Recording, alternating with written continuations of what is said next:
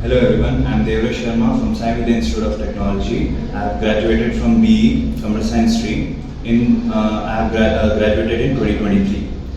I joined JSpiders as an incubation student, and I took a course of Python full stack. I learned Python, SQL, web technology, and any doubt whatever I had, it was cleared on spot, and this helped me in cracking the interviews.